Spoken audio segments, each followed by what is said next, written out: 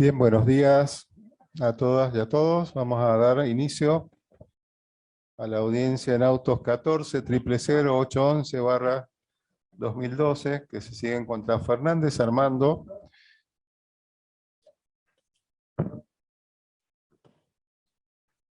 Buenos días. Vamos a dar inicio a la audiencia en autos 14-00811-2012. T1, que se siguen contra Fernández, Armando y otros por averiguación e infracción artículo 146 del Código Penal. Señor secretario, informe sobre presencia en sala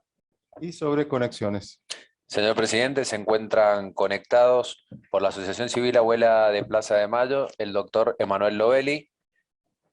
el señor defensor Mariano Tello, el señor defensor oficial Santiago Bamondes, los imputados Armando Osvaldo Fernández, Iris Yolanda Lufi y Abelardo Santiago Garay. En sala se encuentra el doctor Daniel Rodríguez Infante en representación del Ministerio Público. Bien, vamos a, en la audiencia, la presente audiencia, continuar escuchando los alegatos del señor fiscal. Tiene la palabra. Gracias, señor presidente. Buenos días al resto del tribunal, a las partes. Buenos días también al público que está asistiendo a esta audiencia. En las audiencias previas ya nos hemos referido a distintas cuestiones, a cuál fue el rol del D2 en la persecución contra María del Carmen Moyano, al traslado de María del Carmen Moyano de Pichona a San Juan, a cómo continuó esta persecución en San Juan, al modo en que las distintas áreas del aparato represivo estatal manejaban la información ya no solo sobre María del Carmen Moyano, sobre Pichona, sino también sobre Carlos Poblete, al secuestro de ambos en la ciudad de Córdoba, al alojamiento de ambos en el centro clandestino de detención de esa provincia, La Perla,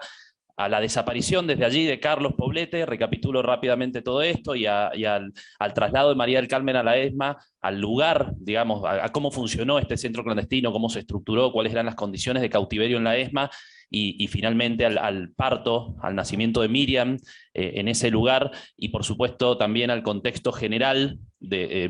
referido al ataque general y sistemático contra la población civil en el que se dieron todas estas acciones, y al contexto específico materializado por la práctica general y sistemática de apropiaciones en el marco del accionar represivo estatal. En lo que sigue, en el día de hoy vamos a ingresar, esperemos, en lo que será el tramo final de nuestra intervención. Seguidamente, en forma inmediata, me voy a referir a cómo fue la búsqueda de Miriam y el proceso de recuperación de su identidad, para luego pasar a analizar la responsabilidad penal concretamente de los acusados. Las acciones de búsqueda, como es evidente, por supuesto, en una causa como esta, no solo se dirigieron a saber el paradero de las víctimas de desaparición forzada, me refiero de Carlos y de María del Carmen, sino también a dar, por supuesto, con Miriam, con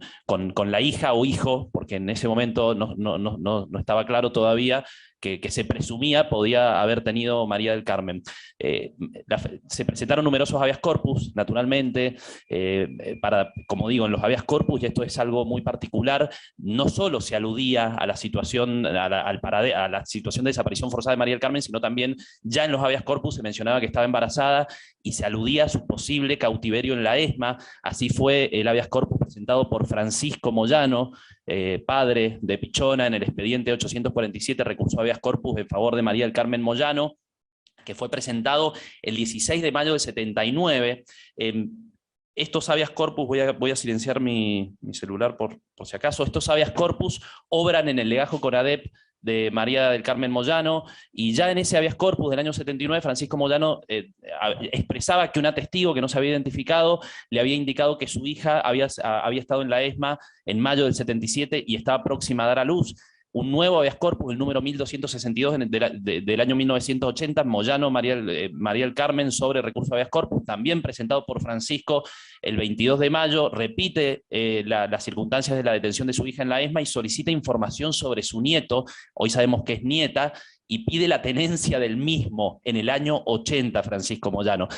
Posteriormente se presenta un habeas corpus colectivo, cuya presentación está también en el legajo CONADEP de María del Carmen, pero además el análisis de ese habeas corpus que se hace en la causa de plan sistemático nos permite tener algunos otros datos sobre ese habeas corpus. Sabemos que fue presentado el 8 de noviembre de 1983 y fue presentado por diversas personas familiares de mujeres fue presentado precisamente en favor de mujeres embarazadas, detenidas, desaparecidas y de niños nacidos en cautiverio por gran cantidad de familiares, de personas, de mujeres en esta situación, entre ellos Francisco Moyano, Jorgelina Sarri de Pereira, Celia de Jargue de Fontana, Inocencia Luca de Pegoraro, entre otras diversas personas. Cartas al Ministerio del Interior, diversas presentaciones hizo Francisco Moyano en esa instancia también, el 3 de marzo del 78, el 12 de abril del 78, el 3 de marzo del 79, el 14 de abril del 82. En todas ellas señalaba que su hija había estado detenida en la ESMA y que estaba a punto de dar a luz. Y por supuesto ante la CONADEP. Ya hemos hablado un poco de esto, ante la CONADEP la familia no solo intentó, además de por supuesto de aludir a la desaparición forzada del matrimonio, también procuró acreditar el embarazo, lo hizo a través de una certificación que ya referí por escribanía de este grupo de compañeros y compañeras que la habían visto a Pichona embarazada, y también lo hizo con el certificado médico al que ya hemos aludido, firmado por Olga Marstein de Tenenbaum. Y por supuesto, además, se indica en esta presentación ante la CONADEP que se habían presentado, que se habían realizado presentaciones ante el Obispado, ante el OEA, ante la Cruz Roja Internacional, ante la Asamblea Permanente, ante abuelas de Plaza de Mayo. En este juicio, Adriana Moyano relató que su padre recorría todas las casas cunas y de hecho expresó que si al menos hubieran dejado a Miriam en una casa cuna, su familia no habría tardado 40 años en encontrarla. Por supuesto, esto no ocurrió porque esto era parte del plan. El plan suponía, en este caso, quedarse con Miriam en manos del accionar represivo estatal. Dijo Adriana que ella misma concurrió personalmente a buscar a su hermana y a intentar obtener información sobre su sobrina y que se le reían en la cara. Hizo referencias a gestiones que realizaron incluso con un tío que trabajaba en la Presidencia de la Nación, a efectos de que Miriam llegara a su familia, y por supuesto nunca llegó. Elsa Paulete también dijo en esta sala que si bien mantenían contacto con la familia Moyano, y por supuesto estaban al tanto de las presentaciones que hacía la familia Moyano, ellos mismos, los hermanos y las hermanas Paulete, pudieron hacer una presentación propia tras la recuperación democrática. Y por supuesto, a todas estas acciones de búsqueda hay que sumar la presentación hecha por Ana María Martí y Sara Solar de Osatinki, a la que ya nos hemos referido, que hicieron desde el exilio en Ginebra. Y por supuesto hay que sumar el trabajo constante en este proceso de búsqueda de los organismos de derechos humanos, de la agrupación Hijos, de la Comisión Hermanos, que en definitiva hizo la denuncia, del MED, de abuelas de Plaza de Mayo, y por supuesto de los compañeros y compañeras de militancia, de Pichona y de sus amigos, de Beatriz García, que formó un grupo también vinculado con esto, Memoria e Identidad Grupo Pichamo de Moyano, que hicieron este spot en el que Jorge Castro Rubén le hablaba a Miriam cuando todavía no se sabía quién era. Libro, Juraría que te vi, que no pudo ser incorporado, pero que esperamos que, como lo deseó Beatriz García, que en algún momento Miriam y su hijo puedan leerlo. Y por supuesto, las víctimas han dado cuenta de qué significó toda esta búsqueda para ellos. Yo cierro este tramo, digamos, con las palabras de Adriana Moyano, que dijo en esta sala: ayer estaba recordando el sufrimiento de mi padre todos estos años a partir de la desaparición de mi hermana. Él iba mes a mes al Ministerio del Interior a presentar habeas corpus, altos de habeas corpus, buscando a la niña. Se recorrió todas las casas cunas de todos lados, de todo el país, buscando a Miriam, y nosotros detrás, compartiendo, y también compartí cómo se fue apagando su vida a partir de la tristeza de no encontrarla, porque ya en determinado momento asumimos que la habían matado. Y por supuesto hay un dato más en esta búsqueda que es ineludiblemente la contracara de la extensión del daño, a lo que me voy a referir puntualmente al analizar la pena que vamos a requerir en los términos del artículo 41, pero la contracara de la extensión del daño se expresa en la búsqueda, porque esta búsqueda continúa hasta el día de hoy, y fue por eso que en este juicio los familiares y los compañeros y las compañeras le hablaban a Miriam. Esto es parte de la búsqueda, siguen intentando recuperar a Miriam. Adriana Moyano le dijo en esta sala que cuando ella la quisiera, cuando Miriam la quisiera, la iba a tener, lo que necesitara de ella, porque era su tía de sangre. Ana María Montenegro también le habló a Miriam, le habló del amor, le dijo que no dudara nunca del amor de su mamá, de su papá, que sentía su historia de vida entrelazada con la de Miriam a través de su hija, que ya nos hemos referido a las circunstancias en que nació la hija de Ana María Montenegro. Y le dijo que desde este lado estaban los compañeros, el amor, la lucha, la búsqueda de la verdad, y del otro lado el silencio, el pacto genocida, y concluyó que los compañeros y las compañeras la esperaban. Y Beatriz García, que como ya dijimos, dedicó su testimonio a Miriam y a Maxi, al nieto, hijo de Pichón y de Carlos, a ellos que son sangre de su sangre, y por supuesto de las testigos que integran la agrupación hermanos, de la comisión hermanos de la agrupación Hijos, Mara, Celeste, Berín y Paula, también se dirigieron a Miriam diciendo que expresándole que la habían buscado con mucho amor y que la estaban esperando. Todo esto es parte del proceso de búsqueda y en definitiva esto es una parte de la extensión del daño que provoca este delito. ¿Cómo fue el proceso de recuperación de la identidad de Miriam? Bueno, por supuesto está en el expediente, hubo una presentación de la agrupación de la Comisión Hijos, de la agrupación Hijos de la Comisión Hermanos, que bajo el hecho 5, porque es una presentación que tiene otros casos, expuso las circunstancias y los hechos relativos a Miriam Lourdes Fernández. Se indicó que había sido en esa presentación, en esa denuncia, que se indicó que había sido registrada como nacida el 7 de julio, del 77 y se expresaba en esa denuncia que la información había llegado a la agrupación Hermanos por dos vías. Una primera fuente que en esa denuncia, en esa primera presentación ante la justicia, no se identifica y que hoy sabemos que es Cintia Troncoso, en la que ya se aludía que Miriam no era hija biológica, que era hija de desaparecidos, que su padre,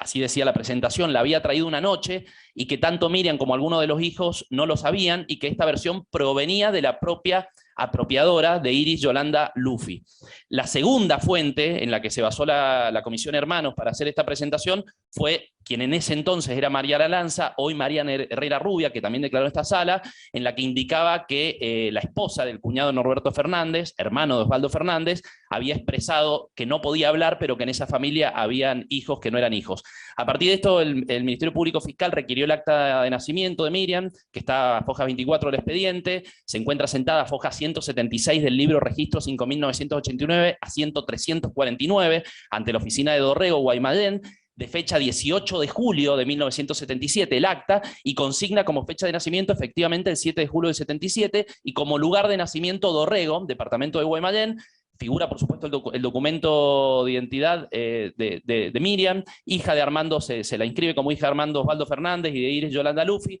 No consta certificación médica, como ya sabemos. El declarante del acto es Armando Osvaldo Fernández, domiciliado en Cobos, 1975, Dorrego, Guaymallén, y figuran como testigos por el artículo 31 de la entonces ley 3259, Abelardo Santiago Garay y Eduardo Esmaja,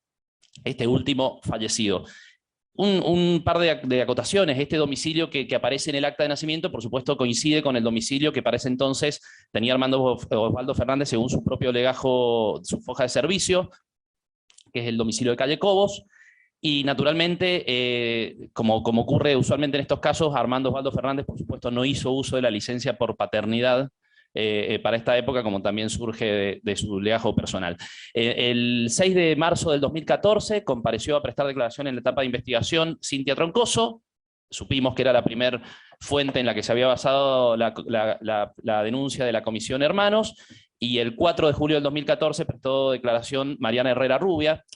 Se incorporó también una presentación del MED, del Movimiento Ecuménico por los Derechos Humanos, en actuación complementaria número 02 del 2015, en la cual se constituían como parte querellante y denunciaban también la apropiación, entre otras, de Miriam Lourdes Fernández. Y bueno, tras las tareas de investigación que ya este tribunal conoce, dirigidas a individualizar el domicilio de Miriam, y en virtud de los elementos de prueba que se habían reunido hasta entonces, el Ministerio Público Fiscal solicitó la realización del estudio de ADN en los términos de lo preceptuado por el artículo 218 bis del Código Procesal Penal. El juzgado hizo lugar y resolvió convocar a Miriam a una audiencia a efectos de que se le hiciera saber los antecedentes de la investigación y determinar si prestaba o no su consentimiento para la extracción de una muestra de ADN. Miriam fue citada por el programa Verdad y Justicia, se realizó la audiencia y se tomaron las muestras de ADN con su consentimiento mediante el hisopado bucal por parte del personal del Banco Nacional de Datos Genéticos, con integrantes del equipo interdisciplinario de CONADI, de la Comisión Nacional por el Derecho a la Identidad, y finalmente el Banco Nacional de Datos Genéticos emitió su informe de perfil genético que obra fojas 580 y subsiguientes, 587 y subsiguientes, 774 y 817, en el que concluye que las muestras de ADN extraídas a Miriam Lourdes Fernández presentan nexo biológico con el grupo familiar Poblete Moyano, ramas materna y paterna, y consigna que el índice de parentesco obtenido equivale a una probabilidad del 99,99 periódico con relación a ellos. El 23 de octubre del 2018 el Juzgado Federal dispuso, entre otras cuestiones, que declarar que quien estaba identificada hasta entonces nominalmente como Miriam Lourdes Fernández argentina, titular de su DNI, que voy a omitir el número, nacida en Mendoza para fecha 7 de julio del 77 a las 19:20 horas, inscripta como hija de Armando Osvaldo Fernández y de Iris Yolanda Luffy, en realidad era hija de María del Carmen Moyano y Carlos Simón Poblete, nació para el 7 de julio, esto dice la resolución del juzgado, a las 19:20 horas en instalaciones de la Escuela de Mecánica de la Armada, la ESMA. Una aclaración, por supuesto el juzgado acá en esta resolución pone como fecha de nacimiento la misma fecha que consignaba el acta de nacimiento, este 7 de julio del 77. Hoy sabemos que en realidad, como ya hemos indicado, el nacimiento real de Miriam fue a mediados de junio, y declara también en esta resolución del juzgado que sus abuelos paternos son Simón Poblete y María del Carmen Brizuela, mientras que los abuelos maternos son Francisco Moyano y Alicia Julia Maure. Declara también esta resolución la falsedad ideológica de la partida de nacimiento, inscripta cuyos datos ya individualicé, el libro de registro 5.989, etcétera, donde se encuentra registrado el nacimiento de Miriam y el DNI expedido en consecuencia de la misma, ordena rectificar los datos respectivos de forma tal que queda sentado que Miriam Lourdes Fernández es hija de María del Carmen Moyano y de Carlos Simón Poblete y nació en la Ciudad Autónoma de Buenos Aires, no debiendo constar la intervención de los testigos que figuran en el acto original. Por supuesto, eran falsos testigos como bien sabemos. Aclarado esto, voy a ingresar en el análisis de la responsabilidad penal. Por supuesto, venimos hablando de la responsabilidad penal, cuando aludimos al rol del D2 en la persecución de María del Carmen Moyano, de su familia, de todo su entorno. Venimos hablando de la responsabilidad penal cuando demostramos el nivel de información que manejaban las diversas esferas de la estructura represiva estatal a lo largo y ancho del país, y por supuesto el propio D2 que integraron dos de los acusados. Venimos hablando de la responsabilidad penal cuando demostramos el nivel de información que ineludiblemente manejaban Fernández, Esmaja y Garay, que son los tres actores de mayor relevancia dentro de la estructura represiva del D2 y que llevaron a cabo esta maniobra delictiva junto a Luffy. Por supuesto, hablamos también de la responsabilidad penal cuando explicamos cómo esta información de que María del Carmen Moyano sería devuelta al tercer cuerpo del ejército, destino que finalmente le cupo a su hija, que terminó en manos del tercer cuerpo del ejército a través de una de las áreas que dependían de ese cuerpo, como fue el D2 que estaba bajo control operacional de aquel. Hablamos también de la responsabilidad penal cuando nos referimos al contexto general vinculado al ataque general y sistemático contra la población civil en la que se inscriben este tipo de delitos y a la práctica específica, también general y sistemática, llevada a cabo por las apropiaciones en el marco del accionar represivo estatal. En definitiva, toda la reconstrucción que hemos estado haciendo en nuestra intervención habla de la responsabilidad penal, por supuesto. A lo que me refiero cuando digo que vamos a ingresar en la responsabilidad penal es que vamos a analizar un poco más en detalle el rol que tuvieron en torno al ocultamiento y la retención de Miriam y de los demás delitos que se le atribuyen a cada uno de los acusados. Y por supuesto, para comprender cabalmente, para comprender en su totalidad, en su verdadera dimensión estas acciones,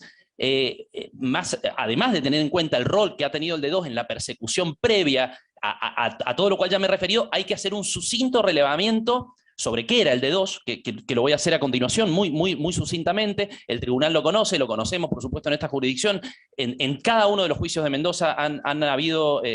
salvo el juicio de apropiación de Claudia Domínguez, en todos los demás juicios de Mendoza hemos tenido representación del D2 entre los acusados, y por supuesto, además de determinar sucintamente cuál era el rol del D2, vamos a explicar cuál era el rol de Fernández, Garay y también de Esmaja, que tuvo una intervención protagónica en este delito, aunque se encuentra fallecido, y que estaban claramente vinculados a esta estructura represiva. Después, por supuesto, me voy a referir a las acciones específicamente vinculadas con la apropiación de Miriam y su emplazamiento en la familia apropiadora, y a la calificación legal de tales acciones. En los alegatos del juicio 125M de acumulados, como dije, en cada uno de los juicios de esta provincia, pero en los alegatos, concretamente el juicio 125M de acumulados, hablamos bastante de la acción y el rol de D2, y lo abordamos desde una doble faceta: el rol que tiene el D2 como centro clandestino de detención, y el rol que tiene el D2 como área de inteligencia de la policía de Mendoza. Ambas expresiones, por supuesto, ambas facetas, este doble abordaje se verifica en este caso. Yo voy a dejar de lado el rol del D2 como centro clandestino de detención, que es ampliamente conocido en esta jurisdicción, por el cual pasaron más de 300 víctimas, Muchas de ellas, como dije, por eso se verifica en este juicio, muchos de los compañeros y compañeras de militancia de María del Carmen Moyano pasaron por ese lugar, pero me voy a concentrar en la faceta del D2, en el rol del D2 como ámbito, como estructura, como espacio de inteligencia dentro de la estructura represiva estatal, léase las tareas de espionaje, los seguimientos, las infiltraciones, la tortura como método de obtención de información, entre otras prácticas que llevó a cabo esa dependencia. Pueden marcarse, digamos, este rol del D2, este rol referido a la inteligencia que desplegó en el accionar represivo estatal, también desde un doble plano, digamos. Un plano formal.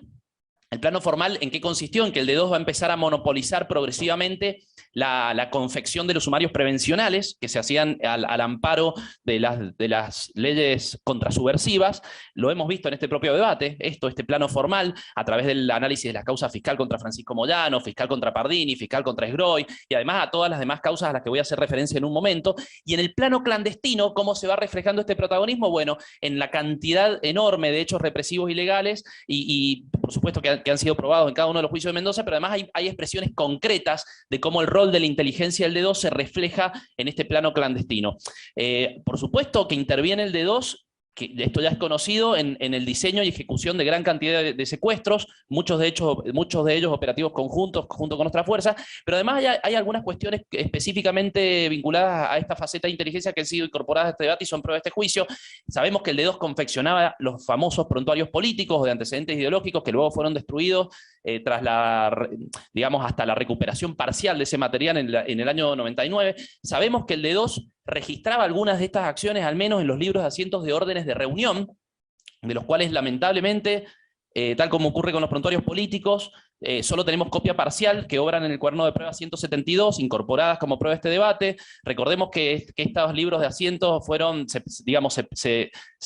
desaparecieron, se perdieron tras la devolución que hizo la Cámara Federal de Apelaciones a la Policía Provincial de esta documentación en el año 87. Sin embargo, un juego de fotocopias parcial de uno de esos libros fue recuperado por Mariú Carrera y aportado a la justicia y está en el cuaderno de prueba y ha sido incorporado a este debate. Bueno, solo estas copias parciales alcanzan para dar cuenta documentalmente de cuál era la función que tenía el D2 en el ámbito de la inteligencia,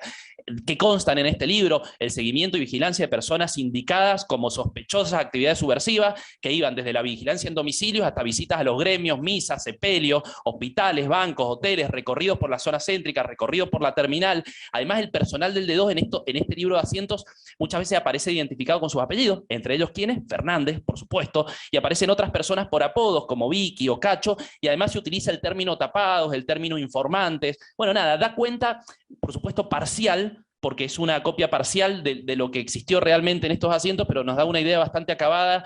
documental, más allá de todo lo que ha sido probado en todos los juicios, de cuál era el rol del D2 en el marco de la inteligencia desplegada por el accionar represivo estatal.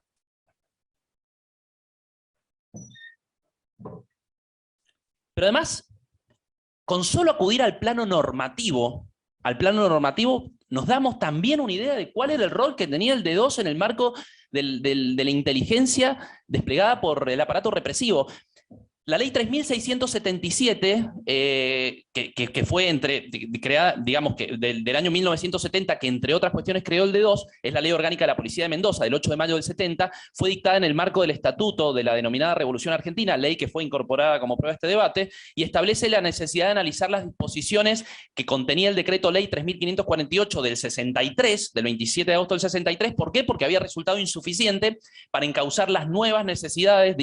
declara esta ley, y asegurar el mantenimiento del orden público y la paz social. Entre las novedades que incorpora esta ley orgánica del año 70, bueno, se establece la jefatura, una subjefatura y una plana mayor policial, pero establece que va a contar con un jefe de departamento de la plana mayor policial, que era el subjefe de la policía, y 5 departamentos, entre ellos el D2, por supuesto junto al D1 personal, al D3 operaciones policiales, al D4 logística, al D5 judicial. El D2 además es una sigla que conocemos porque se repite en el organigrama de varias policías provinciales, Córdoba, La Pampa, San Luis, Santiago del Estero, San Juan. En este juicio hemos hablado bastante de la documentación del D2 de San Juan, que también hacía referencia a Pichona y a Carlos Poblete. Y bueno, ¿cómo se organizó el D2? Siempre según la propia ley que estamos citando, tenía distintas secciones, 4 secciones según esta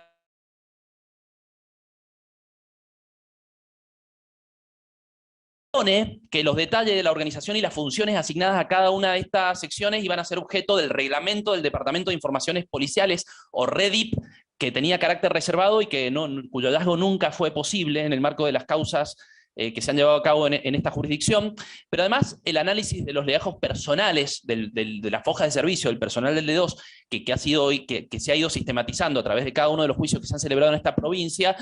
dan cuenta de otras secciones, además de las que menciona esta ley, como la sección análisis de la información, la sección división operaciones especiales, en la que de hecho prestaron funciones Garay y Fernández, la sección custodia, entre otras. La ley orgánica de la Policía de Mendoza va después a experimentar algunas modificaciones que no van a afectar el funcionamiento del D2, va a cambiar la denominación solamente, va a pasar a denominarse Dirección de Informaciones Policiales con la resolución número 219J del 28 de agosto del 77 de la Jefatura de Policía. Ahora, la propia policía, más allá de lo que dice la ley orgánica del año 70 que venimos analizando, va a dictar una resolución que es muy ilustrativa, que también está incorporada como prueba de este debate,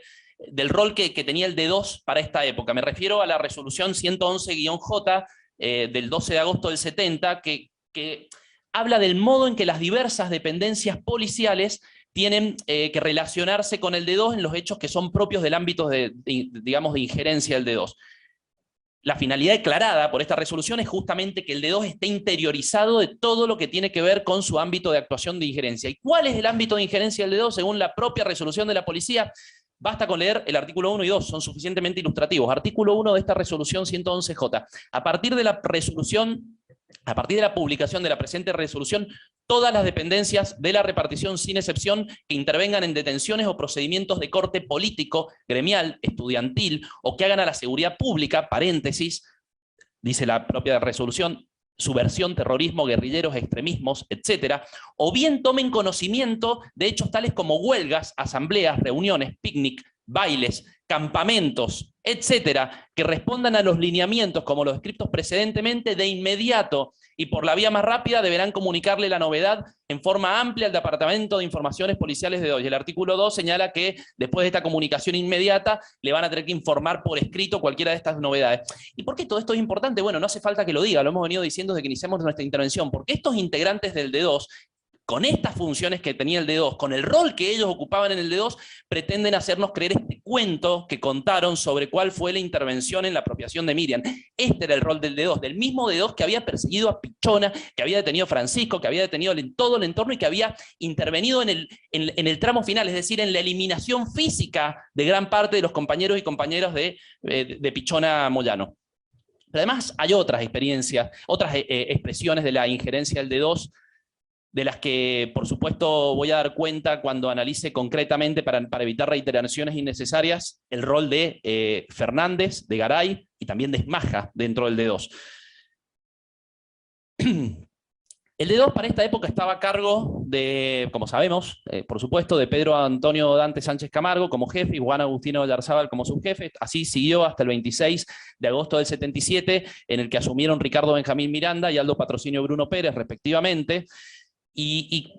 en este marco fue que se insertan, en este contexto es que se inserta el rol que él escupo a Armando Osvaldo Fernández y Santiago Garay, y por supuesto también Esmaja, que ahora voy a pasar a referir. Comenzando por Fernández. Para hablar de Fernández, de cuál era el rol ya de Fernández dentro de esta lógica con la que funcionaba el D2, bastaría con remitirnos a los 3 juicios en los que ha sido condenado, 2 de ellos a prisión perpetua, me refiero al juicio 075M de acumulados y al juicio 076M de acumulados, y en el último juicio 125M de acumulados, que fue condenado a la pena de prisión de 20 años. Esto fue recurrido por el Ministerio Público Fiscal, que había pedido también en ese juicio prisión perpetua por el homicidio de Mario Jorge Suso y de Susana Bermejillo. Esto está pendiente de revisión, pero digo, en cualquiera de estos 3 juicios se ha analizado, por supuesto, en sumo detalle cuál era el rol de Fernández en el D2,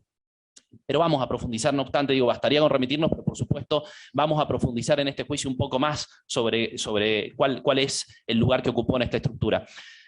De su propio legajo surge que se desempeñó como oficial inspector del D2 desde el 8 de marzo del 71 hasta el 2 de febrero del 79. Previo a ello, antes de esto había cumplido funciones en la división inteligencia del D5, de la misma fuerza, de la misma policía. Voy a omitir, por supuesto, todas las fojas al legajo para agilizar la exposición. obra el legajo de disposición del tribunal y es muy fácil acceder a estas constancias. En el febrero del 79 va a ser trasladado a Comunicaciones para retornar al D2 el 1 de abril del 80, donde va a permanecer hasta el 15 de octubre del 81. Y el 16 de ese mes y año, del 81, va a ser trasladado al Departamento de Informaciones también, pero de la Unidad Regional 2, o sea, va a seguir vinculado al ámbito de inteligencia, hasta que finalmente se acogió al retiro voluntario en enero de 1996. Los destinos internos que tuvo surgen dentro del D2, surgen también de su legajo personal. Ya dije anteriormente que se había desempeñado en la División de Operaciones Especiales, se desempeñó nada más y nada menos que como jefe de la División de Operaciones Especiales entre el 16 de octubre del 74 y el 15 de octubre del 75. Este hombre que tan fácil fue engañado por un vendedor de zapatos, era jefe de la División de Operaciones Especiales del D2, y va a continuar desempeñándose en esa división entre el 15 de octubre del 76 y el 10 de agosto de 1980, en la misma división. Pero además su pertenencia al D2, más allá de lo que dice su legajo, que por supuesto es suficiente, está confirmada, corroborada por otras pruebas documentales, el organigrama de la represión de la subzona 33, que está incorporado a este juicio, al igual que el informe remitido por la Jefatura de Policía al juez del Juzgado Federal número 1 en enero del año 1987, al doctor Burat, en el marco de la causa Rabanal, dan cuenta del rol de Fernández en el D2, y si hablamos estrictamente ya un poco más fino de cuál es su inserción en el accionar represivo estatal, y en el marco de la inteligencia que desplegaba el accionar represivo estatal, por supuesto hay una gran cantidad de prueba documental que da cuenta de ello. El ya mencionado organigrama lo ubica Fernández como con su rol que ya conocemos en la tarea de enlace entre el D2 y la autoridad policial, el destacamento de inteligencia 162, que después sabemos que fue el 144, ambos números tuvo ese destacamento, el COT y la Jefatura de Policía, pero además su propio legajo da cuenta de su específica formación en inteligencia. Esta es la formación que tenía Fernández. El 1 de septiembre del 71 hizo un curso de capacitación en inteligencia por 6 meses. En noviembre del 72 fue designado para realizar un curso de formación de especialista en operaciones especiales de contrainteligencia.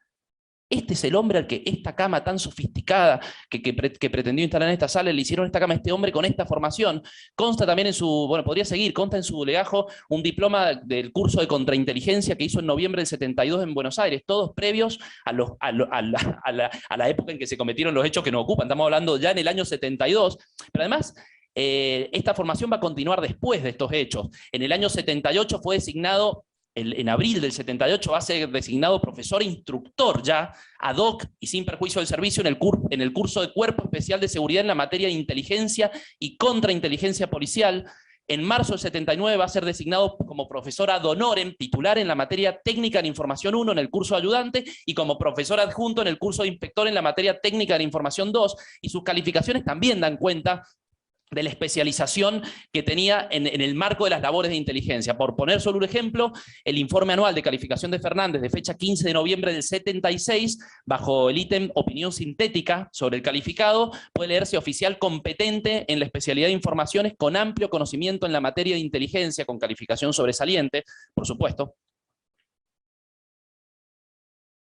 Pero además hay múltiples constancias en diversos sumarios y causas por infracción a las denominadas leyes contrasubversivas que dan cuenta del rol protagónico que tenía Fernández en esta materia.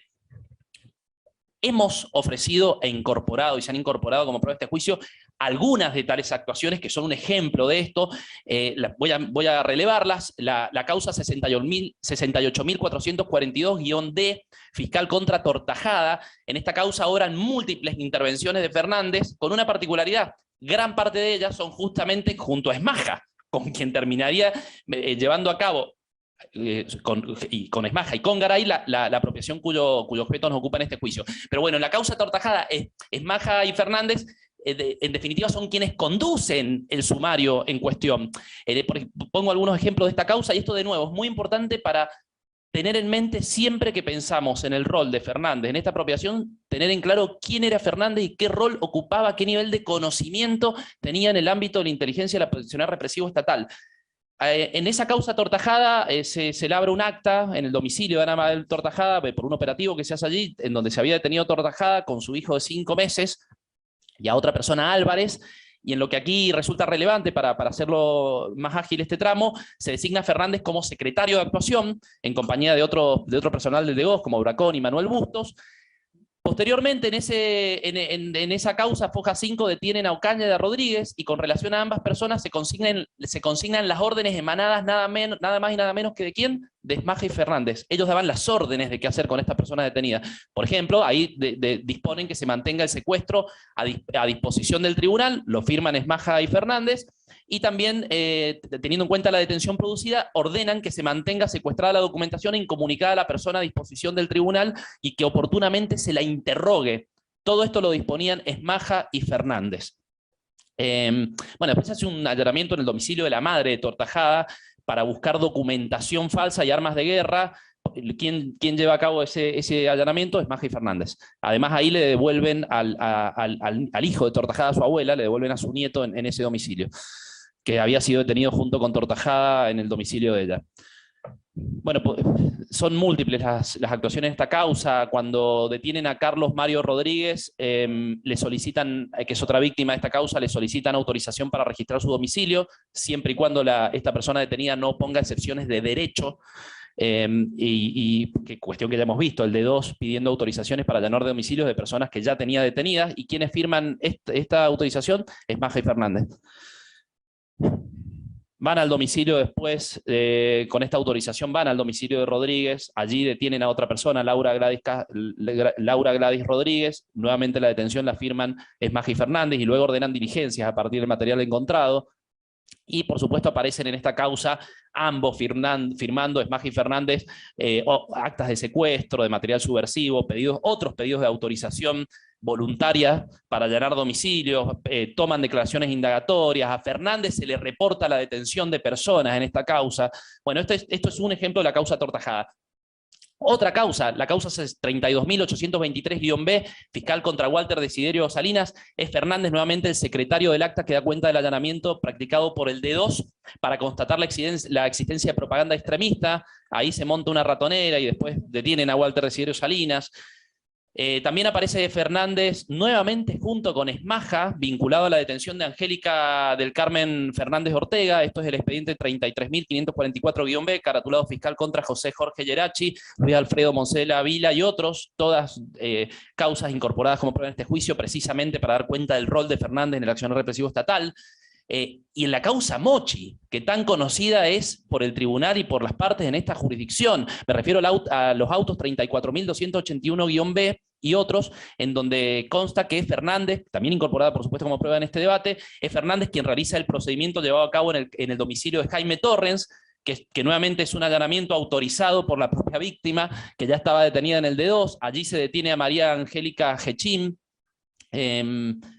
Bueno, surge que es Fernández junto a otros integrantes del D2 quien lleva a cabo el procedimiento en el domicilio de calle Malvinas Argentinas 97 a fin de hacer una tarea de inspección y análisis tanto del inmueble como de toda la documentación. Recordemos que en este domicilio habían sido detenidos Tomini, Ismael Esteban Calvo, Mario de la Cruz Cisterna, Blas Armando Llanzón, Juan Carlos Llanzón, bueno, una gran cantidad de gente cuyas constancias están en la causa y voy a omitir. La causa fiscal contra Cangemi, esto es los autos 68.431-D, es justamente Fernández, quien en este caso junto a Celustiano Lucero firman, por ejemplo, el acta de detención del nombrado, y en los autos 72.736-D, que es la causa fiscal contra Vera, Mirta Hernández y otros, por averiguación artículo 150 de la ley 14.029, acumulados en autos 1.598-D, que es la causa fiscal contra Del Monte Julio César, obra Fojas 1, o sea, con esto comienza la causa, un informe realizado por un inspector, por un oficial instructor, perdón, y dirigido al jefe de departamentos policiales, que da cuenta de que se presentó en el D2, es un hecho que conocemos, Mirta Hernández de Vera, manifestando espontáneamente que se encontraba prófuga, que había desarrollado tiempo atrás actividad en el Frente Revolucionario Antifascista y Patriótico, el FRAP, y señala que como se encontraba con orden de captura de la 8ª Brigada de Infantería de Montaña, queda ahí detenida. La firma de este oficial instructor no se encuentra aclarada en esta causa, en la causa fiscal contra Vera, Sin embargo,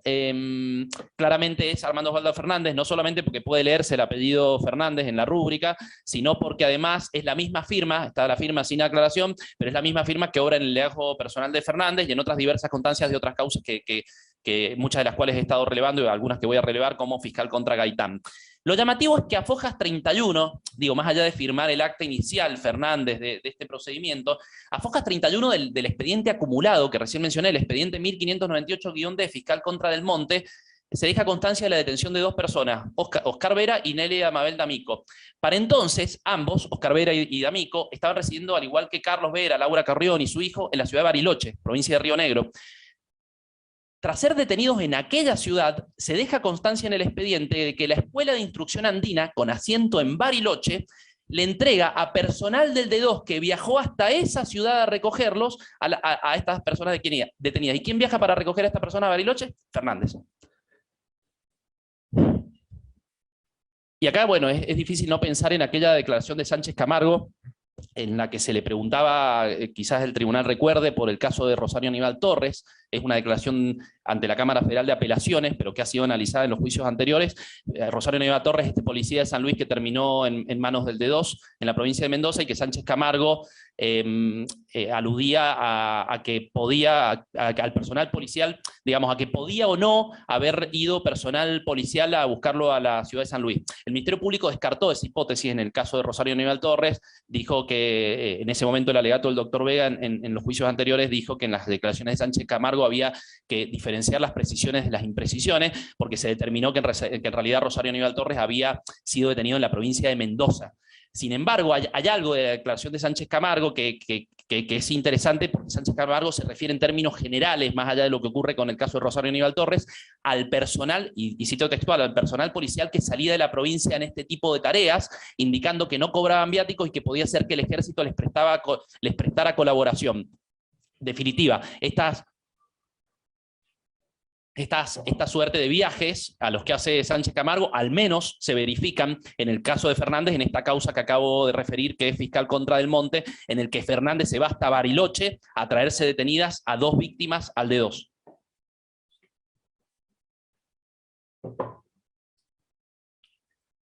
Y la causa, concluyo con esta causa de los sumarios que se han incorporado como prueba en este debate, la causa fiscal contra Gaitán, Marta Rosa Agüero, y otros, que son los autos 72.730-D. Nuevamente el sumario es instruido por Fernández, si bien las primeras constancias carecen, hay firmas pero sin aclaraciones, nuevamente es posible con total certeza afirmar que es Fernández, porque la firma de Fojas 7 sí se encuentra aclarada como Armando Osvaldo Fernández, oficial principal, y resulta coincidente con todas las firmas anteriores, lo que da cuenta nuevamente de Fernández llevando a cabo un sumario de instrucción en el marco de las denominadas leyes contrasubversivas. En el marco de este sumario fueron detenidas y conducidas al D2 Marta Rosa Agüero, Isabel Winchul y Albino Antonio Pérez. Incluso es Fernández quien recibe en declaración indagatoria a Marta Rosa Agüero, que se encontraba detenida en el D2.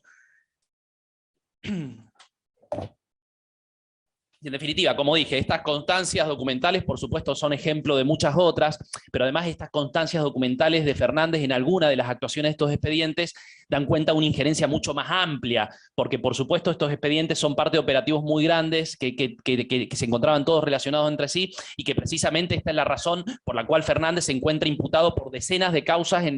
no solo en los juicios en las causas que han llegado a juicio en esta jurisdicción, sino además en la causa que se encuentra en instrucción con procesamiento firme de la Cámara Federal de Apelaciones en el marco de los autos 800 a los que ya hemos hecho referencia. Pero además hay otra documentación, otra prueba documental que continúa corroborando el rol de Fernández, más allá de todos los que he referido hasta acá, el rol de Fernández en el accionar represivo estatal.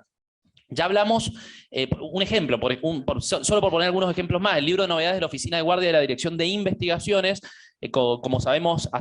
allí se asientan, hay registros vinculados con los delitos que fueron perpetrados contra Fernando Rulli y Silvio Antiveros, y en uno de estos libros, que es el que corresponde al periodo que va del 1 de enero del 76 al 24 de febrero del 76, hay un asiento, por poner un ejemplo, del 9 de febrero del 76, que indica que salen los agentes, entre otros, Fernández, hacia calle Granaderos 23 de esa ciudad, solicitó el comisario Sánchez Camargo, como es sabido, en ese domicilio es el que fueron detenidas las víctimas que acabo de nombrar, o sea, Fernando Rulli y Silvio Antiveros. Esto está analizado en juicios anteriores, como en los autos 076M y acumulados. Pero además, cuando me refería al rol del D2 y hablaba de los libros, de las constancias que hay en el libro de asiento de órdenes del D2, ya dijimos que Fernández es una de las personas que aparecen realizando este seguimiento y estas vigilancias contra personas sospechadas de actividades subversivas. Y por supuesto, en los juicios orales y públicos, Fernández ha sido condenado por los hechos padecidos por más de 30 víctimas del accionar represivo estatal, por si pudiera quedar alguna duda del grado de intervención y de relevancia que tenía en el accionar represivo estatal, y además, esto sin contar las múltiples imputaciones que tanto él como Garay enfrentan en la causa que se encuentra en etapa de instrucción. Y por último, todo este nivel de intervención, todo este nivel de relevancia que tenía Fernández en el marco del accionar represivo estatal ha sido corroborado por sus propios colegas, por quienes se desempeñaron como integrantes también del esquema represivo estatal. Es el caso, por ejemplo, de Pedro Sánchez Camargo, Pedro Antonio Sánchez Camargo, que en esta declaración que mencioné ante la Cámara Federal de Operaciones, incorporada por supuesto como prueba en este juicio, mencionaba que habían 2 hombres míos que trabajaban con el Departamento 162 de Inteligencia, sabemos que luego va a ser el Departamento 144, perdón, el Destacamento 144, dice Sánchez Camargo, y trabajaban también con el COT y con el jefe de la policía. Estas personas eran el oficial inspector Osvaldo Fernández y el oficial Esmaja, que también era inspector. Estos fueron los 2 oficiales del departamento que actuaron durante mi gestión a modo de enlace. Aparentemente tenían un conocimiento más amplio, abierto sobre el tema de su tarea. Trabajaban casi permanente con el 162 y con el COT. Oyarzábal también en su declaración prestada ya en años más recientes, en el año 2006, el 13 de junio del 2006, en los autos 027F, señaló que quienes recababan la información y confeccionaban los sumarios de los presuntos subversivos eran los oficiales Fernández y Esmaja. Textualmente dice: los prontuarios se llevaban a la oficina de informaciones que estaba a cargo de los oficiales Fernández y Esmaja bajo la supervisión y orden del jefe del departamento. Omito algunas partes. Ellos estaban en la oficina de operaciones y cumplían la tarea de estudiar los casos de subversión a través de los distintos informes que podían recabar directamente y de los demás servicios que nutrían de cuanto era de su conocimiento, y esto era estudiado por el jefe comisario general Sánchez. El jefe analizaba con los otros servicios, que eran el 144 del Ejército, Aeronáutica, la CIDE, las posibilidades y conveniencia de los procedimientos que se hacían en forma conjunta o directamente por parte nuestra, o sea, por el D2. Por supuesto, los procedimientos se disponían debido al trabajo realizado por estos 2 oficiales citados. Y Luis Alberto Rodríguez, quien también prestó funciones en el Departamento de Informaciones Policiales, expresó también en su declaración en la misma causa, en la causa 27F, que la tarea de inteligencia se realizaba en la sección operaciones y que era manejo directo del comisario Sánchez, y que procesaba y analizaba la información a todo nivel, y lo hacía juntamente con los inspectores Armando Fernández y Esmaja, al que, como sabemos ya a través de todos los juicios, le decían el ruso. Y de nuevo, hasta aquí me he basado estrictamente en la prueba documental y he omitido, por supuesto, todas las declaraciones de múltiples causas que dan cuenta del rol activo de Fernández que tenía en el accionar represivo estatal.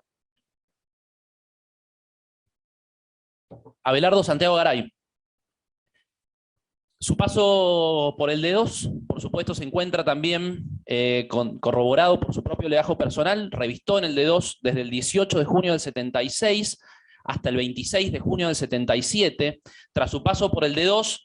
va a pasar a cumplir funciones a partir del 27 de junio del 77 en la Dirección de Tránsito. Y en cuanto a su compromiso, digamos, documentalmente probado, su propio legajo con el accionar represivo estatal, es muy particular la prueba que tenemos de Abelardo Santiago Garay, porque, digamos, determina y acredita que mientras integraba el D2 y hasta el momento en que dejaría ese departamento para pasar a la Dirección de Tránsito, fue nada más y nada menos que al comando de la 8ª Brigada de Infantería de Montaña. Esto ocurrió entre el 31 de enero del 77 y el 26 de junio del 77, es decir, por 5 meses. Estas fechas son corroboradas por el propio Garay, como ya voy a referir, en un recurso de reconsideración al que voy a aludir en un momento. En definitiva, Garay pertenecía al D2 y estaba en comisión en la 8ª Brigada de Infantería de Montaña cuando nació Miriam. Precisamente se encontraba destinado al comando y estuvo allí hasta pocos días antes de la fecha de inscripción de Miriam en el registro civil. Pero además hay otro dato muy particular de Abelardo Santiago Garay, ¿Dónde cumplió dentro de la octava brigada, de Infantería de Montaña su comisión? Nada más y nada menos que en la División 2 de Inteligencia del Comando, sin dejar de pertenecer, insisto, al D2 de la Policía Provincial. En definitiva, es claro que su función como policía en una división, su función como policía de una estructura de inteligencia, de la estructura de inteligencia de la policía, el D2, cumpliendo funciones en comisión en una división de inteligencia de la más alta estructura militar, necesariamente tuvo vinculación con la inteligencia articulada entre ambas áreas de inteligencia, entre el D2 y la División 2 del Comando de la Octava Brigada, del Comando de la Octava Brigada de Infantería de Montaña, y por supuesto también con las áreas de inteligencia de las demás fuerzas en el marco de las estructuras, que conocemos. En definitiva, una función muy similar a la desarrollada por Armando Osvaldo Fernández y Eduardo Esmaja, y precisamente eso explica en gran medida la intervención de estos tres actores de suma relevancia en la apropiación que constituye el objeto de este debate. Pero además, como anticipé, es el propio Garay quien da cuenta en este recurso de consideración que voy a mencionar, de que él mismo deseaba ingresar al D2 para dejar el cargo que por entonces tenía, que era de carácter administrativo, y pasar a ocupar un cargo de carácter operativo, así lo expresa él mismo, y además ratifica naturalmente que la inteligencia era la labor que él desarrollaba en ese comando, al que incluso pasó, y lo dice él mismo, por su experiencia ganada en la materia de inteligencia mientras había estado en el D2. ¿Y por qué, como digo, por qué lo digo que Garay lo corrobora? Porque así lo hace en un recurso de reconsideración interpuesto contra una calificación que le otorgara a la Junta Calificadora. Esto obra a foja 144-148 de su legajo personal, y ahí Garay señala expresamente que tras haber, como dije, pedido él mismo ingresar al D2 para poder ocupar un destino operativo, revistar en una unidad operativa, y cito textual: la experiencia acumulada en dicho departamento policial resultó importante para el desarrollo de las tareas que le fueron encomendadas en el comando de la octava Brigada de Infantería de Montaña por el señor jefe de policía, cubriendo la tarea de información propia de ese comando superior. Y si lo anterior no fuera suficientemente ilustrativo, más adelante Garay se va a encargar en el propio recurso de reconsideración de resaltar que sus funciones en el comando le valieron, y cito textual, ser calificado por el señor comandante de la octava Brigada de Infantería de Montaña, general de brigada don Jorge Alberto Maradona, con el concepto de sobresaliente, y acá viene lo más llamativo, por haber demostrado idoneidad profesional, conocimiento de la tarea de inteligencia, espíritu de colaboración, voluntad, sacrificio, unidos a la lealtad evidenciada en todo momento. Pero incluso, a punto seguido, aclara que de nuevo cito textual, que en el cumplimiento de funciones estrictamente policiales, fuera de la sede normal de prestación de servicios, el suscripto dejó bien sentado el prestigio de la repartición policial. Como se advierte, bueno, una nueva expresión de que continuaba, como venimos diciendo, perteneciendo a la estructura del D2 y cumpliendo estas funciones en el marco de la división de inteligencia del comando. Y remata todo esto especificando que en esta textual de nuevo, que en esta específica tarea tuvo a cargo la instrucción de causas contra elementos subversivos. Este es Garay, esta persona con experiencia en inteligencia, que es designada por Sánchez Camargo para ir a cumplir tareas de inteligencia al comando de la octava Brigada de Infantería. Este acusado es el que pretende hacernos creer este relato que contó, por supuesto, en su declaración indagatoria incorporada a este debate que prestó en la etapa de instrucción y que ya voy a analizar. Este es el nivel de formación que tenían los acusados. Y Eduardo Esmaja, con quien, por supuesto, voy a ser muy breve, no se encuentra entre los acusados simplemente porque está fallecido. Bastaría con remitirme, en el caso de Esmaja, a lo que se probó en el juicio 01M y acumulado, en el que fue condenado a la pena de prisión perpetua por los hechos de Rosario Aníbal Torres, Alicia Cora Raboy, Salvador Alberto Moyano y Francisco Reinaldo Urondo, Paco Urondo. Bastaría con esto, pero voy a mencionar algunas cuestiones muy concretas y muy breves para terminar de perfilar cuál es el rol de los tres actores del D2 que llevaron a cabo esta apropiación. Esmaja se prestó funciones en el D2 desde el 74, desde septiembre del 74 hasta el 8 de julio del 77, cuando fue trasladado a la comisaría 33, en la cual, salvo un breve lapso por investigaciones, va a permanecer hasta el 20 de abril del 81. Voy a omitir aquí los destinos posteriores. Esmaja ingresó como oficial subinspector y fue promovido en el 76, en junio del 76, a oficial inspector, y al igual que Fernández, se desempeñó en la sección de operaciones especiales. En lo que hace a su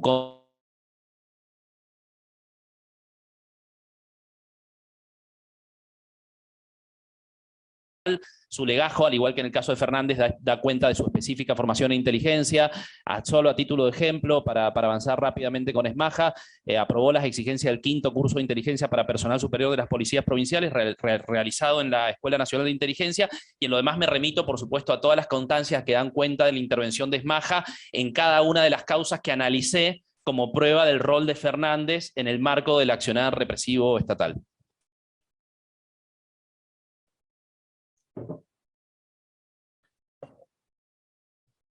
Y por supuesto también a las declaraciones indagatorias prestadas por otros integrantes del accionar represivo estatal, a las que ya me referí, Dante Sánchez Camargo, Yarzábal, Rodríguez, que también por supuesto, además de aludir a Fernández, aluden a Esmaja. Concretamente voy a analizar ahora, voy a referir ahora cómo fue que estas personas que integraban la estructura, que había perseguido a Pichona, que había detenido a su padre, que había detenido a su amiga, que había perseguido y eliminado físicamente a gran parte de su entorno, cómo fue que estos integrantes destacados de esta estructura, junto a Luffy, la acusada también en estos juicios, llevaron a cabo la apropiación de Miriam. Una parte, por supuesto, de toda esta maniobra ha sido revelada. Ciertos detalles permanecen al amparo del pacto de silencio y de la mentira. Por supuesto, la parte relevada es más que suficiente para tener en claro cuál fue el rol que les cupo a cada uno de los acusados. Y para explicar, digamos, para avanzar sobre este rol y sobre cómo se desarrollaron estas maniobras, por una cuestión de claridad expositiva, voy a ordenar lo que sigue la exposición a partir de los delitos que se les atribuyen, es decir, de la retención del ocultamiento de una menor de 10 años, de la alteración del estado civil de una menor de 10 años y de la falsedad ideológica de documentos públicos destinados a acreditar la identidad. Anticipo que me voy a concentrar principalmente en la primera de esas figuras, porque no solo está ahí el núcleo de la criminalidad, sino porque además muchas de las cuestiones que voy a decir sobre el rol que les cupo en el marco de esta acción, ineludiblemente se trasladan a las acciones referidas a las otras dos figuras. En lo que hace a la retención y al ocultamiento de Miriam, esto es el artículo 146 del Código Penal, según ley 24.410, luego voy a detallar por qué esta ley es la ley aplicable. Dicha norma reprime al que sustrajere a un menor de 10 años del poder de sus padres, tutores, curadores o de la persona encargada de él, y al que lo retuviere y ocultare. Tanto con relación al bien jurídico protegido como con relación a los sujetos pasivos, la doctrina y la jurisprudencia han adoptado distintas posturas. En cuanto al bien jurídico, se ha sostenido que lo que se protege es la tenencia de los menores por parte de sus tutores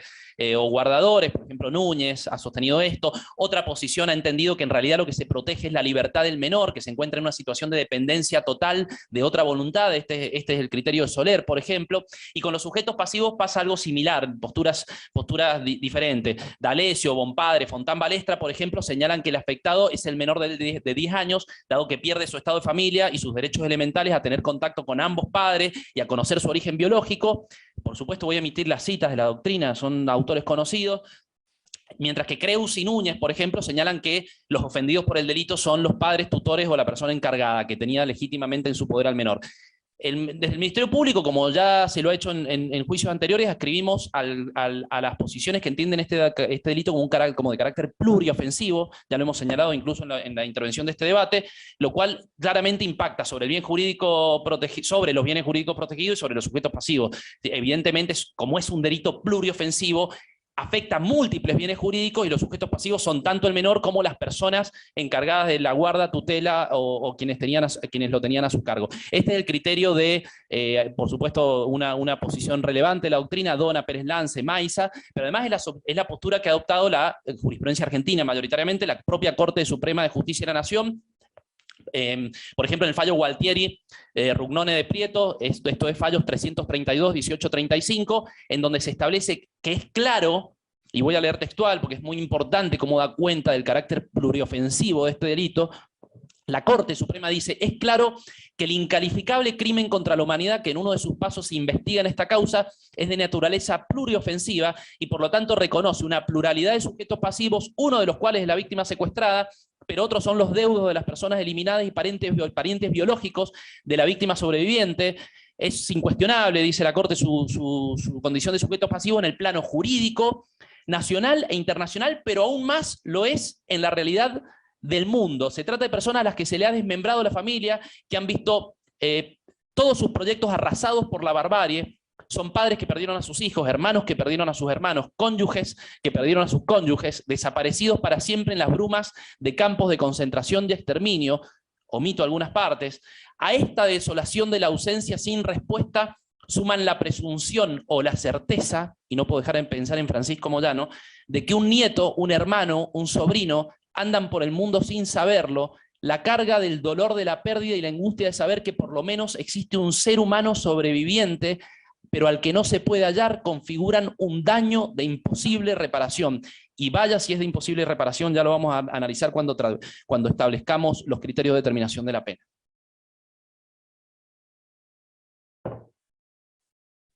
El tipo penal del artículo 146 prevé 3 conductas delictivas, como dije, la sustracción, la retención y el ocultamiento. Se ha discutido la doctrina si constituyen o no 3 figuras distintas y totalmente autónomas. La doctrina mayoritaria, Núñez, Bonpadre, Dona, Creus, coincide siempre en que el menor tiene que haber sido previamente sustraído. Es decir, si bien son acciones diferentes, la retención y el ocultamiento se vinculan siempre con una sustracción previa. Sustraer es sacar al niño de la esfera de custodia, como es evidente, es despojarlo de quien es despojar de él a quien lo tenía legítimamente en su poder. Esta acción no le fue atribuida a los acusados, que han sido acusados por la retención y el ocultamiento, no obstante, claramente es una acción relevante porque la retención y el ocultamiento, como acabo de decir, se vinculan con esta acción. Sustracción que, por supuesto, en esta causa se encuentra absolutamente probada, han habido condenas por esta sustracción, y en nuestro alegato hemos hecho referencia a las circunstancias en las que Miriam fue sustraída en el horror del centro clandestino de detención de la ESMA. Retiene, dice la doctrina, quien mantiene al niño fuera de la esfera de custodia de sus padres, o de aquellos a quienes les correspondería la legítima tutela, y ocultar significa esconder al menor de modo que se impida o se dificulte la localización, quitando la posibilidad de restablecimiento del vínculo o el conocimiento de su ubicación, y cesan de cometerse estas acciones cuando la información es revelada por cualquier medio y se recupera la verdadera identidad y el vínculo familiar.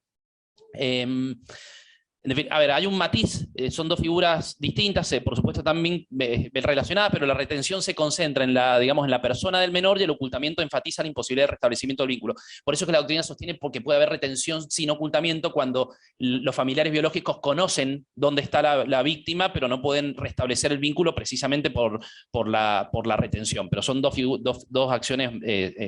enlazadas. Los medios comisivos no hay dificultad, la doctrina especifica que es indiferente, cualquier medio comisivo es admisible en este delito, y en definitiva ambas acciones, la retención y el ocultamiento, son de muy sencillo análisis en el caso que nos ocupa, estando acreditado, como lo hemos probado, que tras el secuestro de María del Carmen Moyano y de Carlos Poblete y la desaparición de este último, aquella fue mantenida en cautiverio hasta el momento del parto, donde se produjo el desapoderamiento de su hija, de Miriam, apartándola de la esfera de custodia de ellos y por supuesto de todas las personas que tenían derecho a tenerla, basta con contrastar la prueba documental vinculada con la inscripción de Miriam, partida de nacimiento y DNI, con la prueba pericial, que es el examen de ADN practicado sobre Miriam, para tener, basta con esto, digamos, por supuesto voy a analizar otras cuestiones, pero bastaría con esto para tener por acreditada la maniobra conjunta, la acción conjunta que llevaron a cabo Armando Osvaldo Fernández, Iris Yolanda Luffy y Abelardo Santiago Garay, por supuesto también es Maja, al inscribir ante el registro civil a Miriam, que había sido previamente sustraída como hija biológica del matrimonio Fernández-Luffy, con la intervención de Garay y Esmaja como testigo falso de esta maniobra, propiciando así la expedición de una serie de documentación igualmente falsa, primero la partida de nacimiento en primer lugar, de la cual, como dijimos, Fernández es el declarante y Garay y Esmaja son testigos, y consiguientemente el DNI respectivo. Pero además de esta maniobra inicial, como ocurre en cada uno de los casos de apropiación, estos delitos suponen la ejecución constante de múltiples actos públicos y privados que implican exponer socialmente durante años a la víctima con una identidad falsa. Claramente verificado también en esta causa. Y por si fuera poco, tampoco a Miriam se le brindó jamás información fidedigna sobre su origen biológico. No solo, y vamos a profundizar sobre esto, no solo se le ocultó hasta que ella misma, por su propia iniciativa, abordó a este respecto a Fernández, no solo se le ocultó hasta ese momento en la adolescencia, y por su iniciativa, que no era hija biológica, sino que incluso desde entonces le brindaron una versión absolutamente falsa, ya lo voy a detallar, todo lo referido a esta versión para evitar reiteraciones innecesarias cuando analice los aspectos subjetivos, el tipo subjetivo de esta figura. En definitiva, toda esta situación claramente implicó mantener a Miriam sustraída de la esfera de custodia de sus legítimos tenedores, ocultando públicamente, y también a ella, cualquier información que le hubiera permitido restablecer el vínculo, y situación que se va a perpetuar hasta el mes de diciembre del 2017, fecha en la que por circunstancias, por supuesto, absolutamente ajenas a la voluntad de los autores, Miriam y sus familiares biológicos pudieron conocer el origen real de Miriam a través del análisis de histocompatibilidad realizado por el Banco Nacional de Datos Genéticos. Pero además, bueno, cada uno de los elementos del tipo objetivo de esta figura, además de encontrarse absolutamente verificados en el caso que nos ocupa, se encuentra igualmente verificados el elemento contextual, es decir, el modo en que este delito se cometió al amparo del ataque general y sistemático contra la población civil, por lo cual, además de tipificarse estas acciones bajo el artículo 146 del Código Penal, se califican como crímenes de lesa humanidad. Y en cuanto al tipo subjetivo, el delito es doloso, que nos ocupa, y sea cual sea la posición dogmática que se tenga sobre el dolo, es claro que los autores conocieron cada uno de los elementos del tipo objetivo vinculado con las acciones que estaban realizando, y si se considera el elemento volitivo como integrante del dolo, es igualmente claro que tuvieron la voluntad de realizar ese tipo objetivo. La criminalidad es tan manifiesta en un caso como este, que con solo acudir a la descripción que acabo de realizar, evidentemente queda fuera de cualquier posibilidad de discusión que tenían la voluntad de obrar en tal sentido cuando inscribieron como hija biológica a una niña previamente sustraída que no era su hija, valiéndose de testigo falso, adulterando con ello la documentación que debía acreditar su identidad, y manteniendo este estado durante años a través, como dije, de múltiples actos públicos y privados que implica la sustitución de la identidad. Pero además del tipo, digamos, subjetivo vinculado al tipo penal bajo análisis, al artículo 146, se encuentra también fuera de toda duda que el dolo de los acusados abarcó el elemento contextual necesario para calificar estos delitos como crímenes de lesa humanidad, esto es, el ataque general y sistemático contra la población civil. Como anticipamos al inicio de la audiencia anterior, la doctrina y la jurisprudencia han indicado con claridad que basta,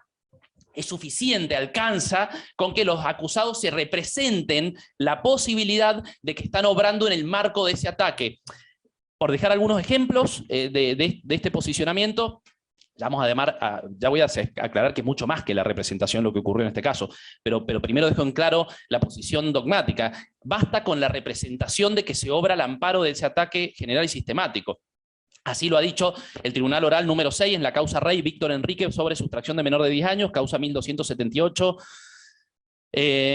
sentencia del 30 de abril del 2009, se dijo el tribunal en esa causa: se ha verificado el elemento subjetivo que Víctor Enrique Rey haya obrado con conocimiento de que la conducta que se le imputa forma parte de un ataque general y sistemático contra la población civil, no siendo al respecto necesario demostrar que tenía la seguridad de que su acción era parte de aquel, sino que alcanza con demostrar que se representó la posibilidad de que ello ocurriera. Es el mismo sentido de la causa plan sistemático que tanto hemos citado en este juicio y que además ha sido confirmada por la Cámara Federal de Casación Penal, y a su vez la Cámara Federal de Casación Penal rechazó específicamente un agravio de una de las defensas en la causa Rivas, Osvaldo Arturo y otros sobre recurso de casación vinculada con este punto, que es la causa 9569, y reafirmó lo que había sostenido el Tribunal Oral número 5 de la Capital Federal, que había declarado que la admisión del dolo eventual en la presente figura es casi unánime en la doctrina. La imputada no puede ampararse, en ese caso se refería a la apropiadora, en la simple afirmación de haber recibido de buena fe a un menor de quien no representaba ninguna institución de bien público ni era pariente consanguíneo, con la única manifestación de que él no tenía a nadie en el mundo, y pienso en las declaraciones de dos de los acusados en este debate, con el agravante de adoptar, insisto, fallo confirmado por la Cámara Federal de Casación Penal y rechazando específicamente un agravio de la defensa de este punto, dice, y con el agravante de adoptar luego una forma ilegal para incorporarlo a su familia. El hecho de recoger a un niño de un desconocido y seguir con una acción irregular para tal incorporación hacen presumir que la encausada debió mínimamente sospechar que podían existir familiares del niño que ellos estaban amparando, y que al incorporarlo de la forma en que se hizo, se estaba impidiendo el ejercicio de la tutela por parte de ellos. De nuevo, la Cámara Federal de Casación Penal estableció que bastaba con esta representación para satisfacer el tipo subjetivo, y que la duda de si el niño o la niña había sido o no sustraído equivalía a saber, desestimando el agravio de la defensa. Y bueno, podría seguir el mismo sentido del Tribunal Oral número 4 de la Capital Federal en la causa 11.684/1998, caratulado Grimaldo Ana María sobre supresión de estado civil de un menor, entre muchas otras, por supuesto. Ahora, en la presente causa, como venimos diciendo, no solo está absolutamente probado que de mínima los acusados se representaron esa posibilidad, sino que además en el caso, por lo menos en los casos de Fernández y Garay, fue mucho más que eso. Tuvieron un conocimiento detallado y profundo de que la acción que llevaban a cabo se insertaba y de qué modo en ese ataque, porque precisamente cumplieron un rol determinante en el marco, en ese ataque, en el marco de la acción que llevaron a cabo. Me voy a explayar luego en lo que sigue. Quiero ver, señor presidente, si podemos hacer... No, prefiero avanzar un poco más. Cierro con este tema y quizás podemos hacer una breve pausa. 5 minutos, sí. Pero cierro antes con este tema. Como dije, me voy a explayar en todo lo que sigue del alegato, en las circunstancias que demuestran este nivel de conocimiento y cuál fue, digamos, el modo en que los acusados dan cumplimiento al tipo subjetivo que exige esta figura. Sí, prefiero... Como todo lo que sigue va a versar sobre esto, prefiero hacer una pausa, pediría si puede ser breve para poder seguir e intentar ver si podemos concluir hoy con la intervención. Sí, 5 minutos. Gracias.